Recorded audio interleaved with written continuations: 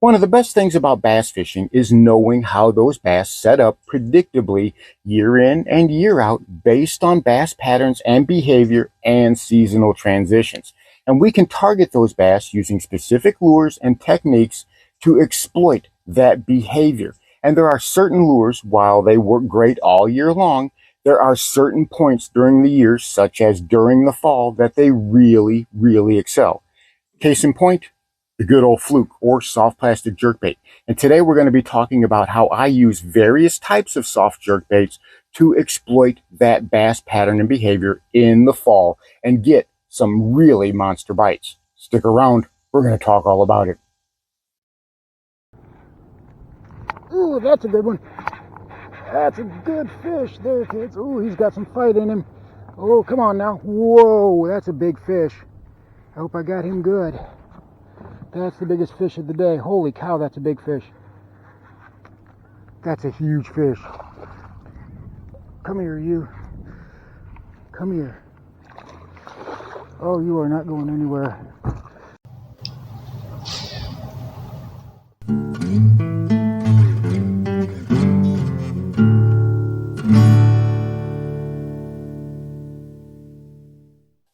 Welcome back to Lowbrow Fishing.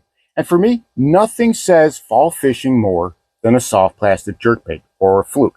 Sure, they work great all year long, but these little guys excel so well during the fall, especially on my waters. I can use these as a change of pace bait whenever I don't want to throw a Senko or I want to keep those bass guessing. And I can work the same types of waters as I'm working a Waco rig or a Wacky rig or a weightless Texas rig, and I can get some monster bites. Because the thing about this is it mimics the type of prey that the bass are already chasing. But using different types of soft jerkbaits, I can exploit those bass feeding behavior to get some really monster bites. I'm using different brands with different types of stiffness and different profiles for different situations. So I'm not just using a Zoom FLUKE for everything or a Caffeine Shad for everything.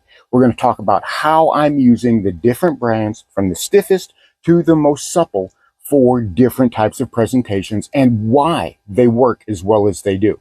But before we get started, if you like what I'm doing here, click that subscribe button down below. We would love to have you as a member of this community. While you're down there, give this video a like. It really does help the channel grow. And if you see that hype button, I'm not really concerned about that. To me, it's just kind of like a pay-to-win scheme for bigger channels to stay bigger. But if you want to click it, I would really, really appreciate it. And if you haven't yet, head on over to patreon.com and check out my members page. It's where I post videos that I don't post here, whether it's updates to my boat or behind the scenes of how I make videos. It's a little bit more personal atmosphere that we can get to know each other a little bit better. So head on over there and check it out. So different types of FLUKEs, different types of soft plastic jerkbaits that I'm using for different situations. And they run the gamut from the cheapest up to more expensive versions. And I catch fish on them all. I mean, I really catch a lot of fish on soft plastic jerkbaits. It's one of my favorite presentations. To me, it's as much of a crutch to me for fishing as much as a soft plastic stick bait is. You know, we're going to start with this right here. I talk about these all the time.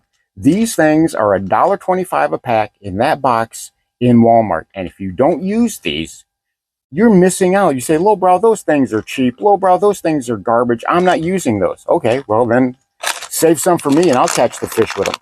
And I like this pearl color, and they also come in a smoky color. Now, these things are stiff as a board. These things are super stiff. That tail barely has any bend, barely any wiggle. And you say, lowbrow, I'm not fishing with that. That thing is like pulling a stick towards me. Well, no, not really. I rig these weightless on an EWG on my bait cast setup. And believe it, they actually cast really good with 30-pound braid and a 17-pound monofilament or fluorocarbon leader. I can actually cast these a good way because they've got a little bit of weight to them. But the way these things act in the water, almost like a dead bait fish or a bait fish that is about to die. They twitch just a little bit and then flutter down, and then twitch just a little bit and then flutter down. I'm giving them maybe longer pauses, letting it float down to the bottom and sit there for a little bit before I move it. But the bass crush these. I mean, I've got video after video after video of catching big fish with these. They're cheap, they're stiff, and they work so amazingly well. So if you're trying to imitate an easy meal, and that's the best thing about this, is they don't look like they're going to run away. They look like the bass can just reach out and grab them. And they do. Again, work it the same way as you would a regular soft jerkbait, but just slow it down just a little bit. Let it glide down just a little bit more. And you will be surprised at how much those bass crush that cheap soft jerkbait. You know, I get comments all the time by people who tell me, if you're not paying good money for it, then it's not any good. You need to get out of that mindset. There is a lot of budget gear out there that catches really nice fish. I mean, if you want to spend a whole bunch of money on it, that is your business. But for me, I have nothing to prove. I'm not trying to prove anything. I'm just trying to go out there and catch fish. And I tell you what, the bass don't know this is cheap. They cannot tell you this is a cheap fluke. They have no concept of what price is. So they're going to inhale it just as much as they will a more expensive one. I work those in areas where it's pretty shallow, 3 to 5 foot deep, and I'm trying to imitate a barely alive bait fish. And it can be great. I can catch 4 or 5 fish in an area just on those cheap soft plastic jerk baits. But next up, we've got the mainstay, the one that everybody uses, and that's the good old Zoom Super Fluke. I use these quite often too, simply because I fish with soft plastic jerk baits so often. I have such confidence in them, right? They're one of my biggest comfort baits. I know I can rig these on weedlessly and weightless, and I can catch fish whenever I just got to get that skunk out of the boat. That's why these work so well. That's why I use them so often.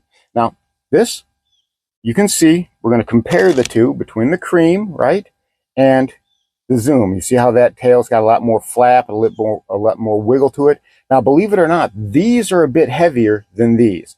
So these actually cast a little bit further, but these have that salt impregnation. So you can rub it and get that salt out of them, because these are the salty super flukes.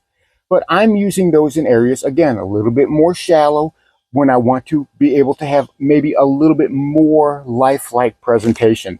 When I twitch it, that tail skitters around just a little bit, and it looks like a minnow or a shad or a shiner darting around through the water by itself and making an easy target.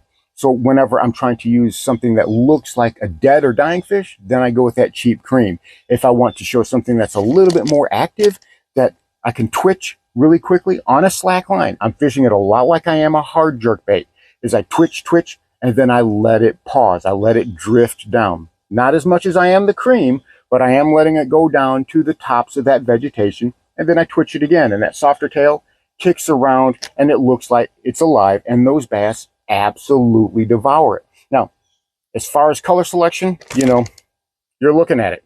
These two are my primary ones that I choose, the colors that I choose. Pearl white, smoke shad, right? Now, I also use green pumpkin quite a bit if the water's super clear, and I notice that the bass are chasing sunfish, whether they're chasing bluegill, long ear sunfish, shellcracker. Those are the primary sunfish that are on the big lake. And watermelon red flake or green pumpkin type colors can get good bites in those situations. Now, moving on to the last one, well, got to be the caffeine shad. Now, these are actually my favorite soft plastic jerk baits. These things work so well. And the thing about these is these are the absolute softest of all the different types of soft jerk baits. They have a different shape, but look at that. Look how soft that is, right? And the tail is a different shape. It doesn't have that forked tail. It's got that bulbous tail, which really slithers and slaps around. It reminds me quite a bit of how a stick bait works in the water. And this is basically a combination between a soft jerk bait and a stick bait. One of the best ways I like to use these is to swim them, because that tail just flickers. These are great trailers on a bladed jig or a spinnerbait. All of these are, but I really especially like to use these because that flapping tail adds a lot of action and it doesn't impede that jig blade from moving around. So I still get a lot of hunting action in the water. But I'm using this a little bit deeper water. These are heavier. These are actually quite a bit heavier than your normal fluke. They cast like a missile, and they sink pretty fast. So I can work these in deeper water. I can work these faster. So while I'm working this pretty slow, I can work this pretty quick. Again, a different type of soft plastic jerkbait for a different type of situation. I might be working this up under flooded brush. I might be working this on a hydrilla flat in those types of area, but I can move out to a little bit deeper water, say 8 to 10 feet, and still feel comfortable rigging this weightless Texas rig and catching fish with it. That seems to be my favorite thing to do.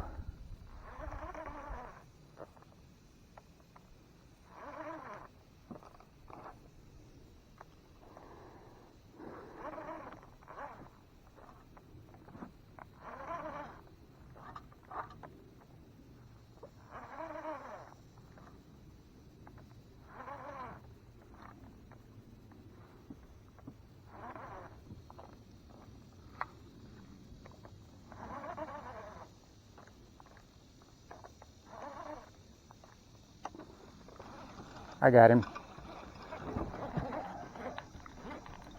Come here, you. Ooh, that's a pretty good one, too. Come here, you. Oh, you ain't getting nowhere. You ain't going nowhere. I got you. That's another one. In that, oops, pound and a half. Come on now. I can't get you free if you keep right in the bottom of the lip. That one's a bit bigger. That one's a good bit bigger. So that's another one. Fishing the slop with the weightless fluke. I mean, that's the juice today. That is the juice today. And that one here, maybe, I don't know, 1.6, 1.7 pounds. He's not quite 2 pounds. So I'm going to say about 1.5 pounds. Good sized fish there. This is, you know, definitely an upgrade. Thank you, buddy. We appreciate it. Now, how am I rigging these up?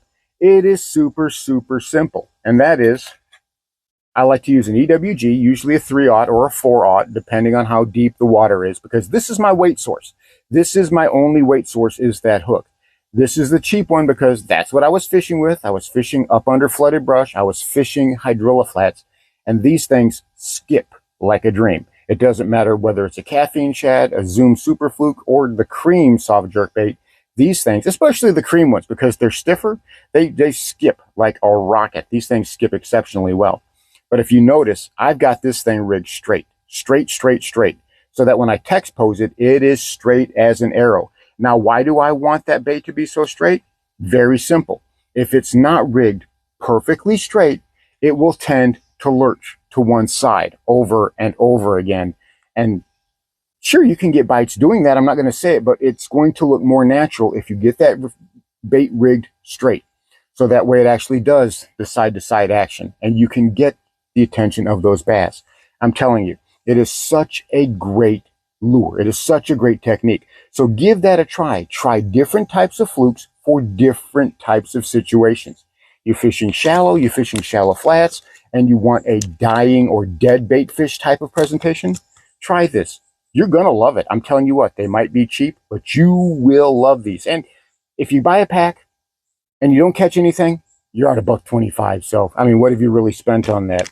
If I'm fishing a little deeper, I want something a little bit more lifelike, I'm going with these guys because they've got that flicky tail. If I want something that looks like it's swimming and slithering around the water and just looks enticing, especially in a little bit deeper water, that's when I'm going with the catfish and shad. So don't be afraid to mix things up. You don't have to use the same type of soft plastic jerkbait for every job. Think about how you're going to fish it. Think about what you're going to do with it, and base your soft jerkbait on that. You're going to find that it works really, really well. So there you have it. Some super simple and easy ways you can change up your fluke fishing this fall. Doesn't cost a lot of money, and you're going to find that using different types of soft jerkbaits is like using different types of crankbaits or spinnerbaits or any other type of lure. It really can be a game changer, and you'll get a lot more bites. Thanks for watching Lowbrow Fishing. We'll catch you in the next one.